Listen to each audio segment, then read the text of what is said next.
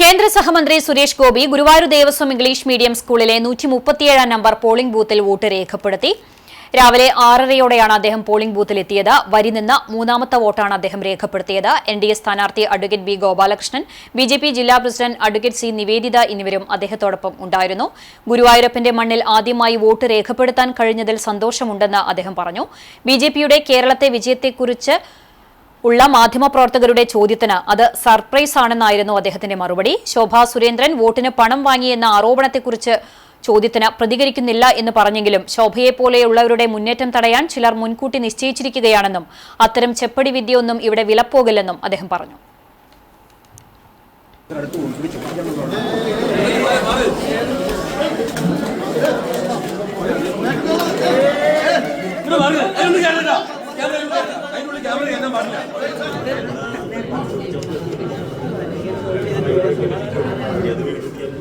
ഞാൻ പാർലമെന്റിലും സത്യപ്രതിജ്ഞ ചെയ്യുമ്പോൾ എല്ലാ ദൈവങ്ങളെയും പ്രാർത്ഥിച്ചാണ് നടന്നു വന്നത്. അവസാനം പാർലമെന്റിൽ മുഴങ്ങിക്കേട്ടത് ആ നാമമാണ്. അപ്പോൾ അത് അവിടെ മുതൽ ഒരു നിമിത്തവും ഒരു ദൗത്യവുമായി തോന്നി. ഇത്തവണ ഗുരുവായൂർ വോട്ട് ചെയ്യാൻ സാധിച്ചു. ഗുരുവായൂരപ്പന് നന്ദി. അതെ, പ്രസ്താവന എല്ലാവരും ഇറക്കുന്നുണ്ടല്ലേ. കൊണ്ടുപിടിച്ച് ആണ് ആണ് ആണ് എന്ന് പറഞ്ഞവരില്ലേ അല്ലേ? എല്ലാവർക്കും പറയാനുള്ള അവകാശമുണ്ട്. അത് അവർ പറയുന്നത് പറഞ്ഞോട്ടെ. പക്ഷെ ഒരു ജനനിശ്ചയം എന്ന് പറയുന്നത് ഇതിനെ ഒന്നും ആധാരമാക്കിയായിരിക്കില്ല.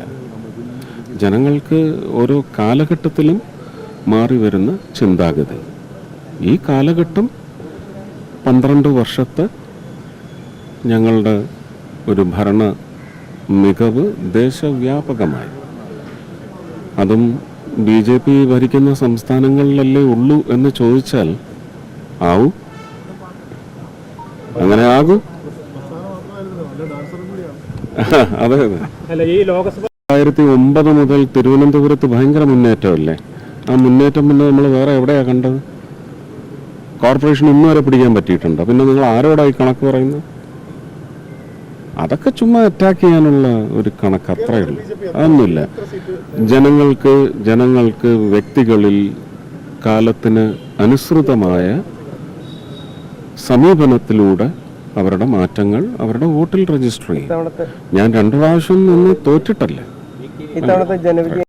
അവർക്ക് കഴിഞ്ഞ ഒരു 5 വർഷമെങ്കിലും ഏറ്റ ദ്രോഹം അത് ചോദ്യം ചെയ്യാൻ ആളുണ്ടാവും എന്നേ ഞാൻ പ്രചരണത്തിലും പറഞ്ഞിട്ടുള്ളൂ. നമ്മളത് അങ്ങനെ തന്നെയാണ് പറഞ്ഞു വെച്ചിരിക്കുന്നത്. അതിന് തീർച്ചയായിട്ടും ഫലമുണ്ടാവും എന്നാണ് ഞാൻ വിചാരിക്കുന്നത്. ഇല്ല, അത് എനിക്കറിയത്തില്ല. ഞാൻ അവിടെ ഉണ്ടായിട്ടില്ല. ഞാൻ അതിനെ ഇങ്ങനെ കാണുന്നുള്ളൂ.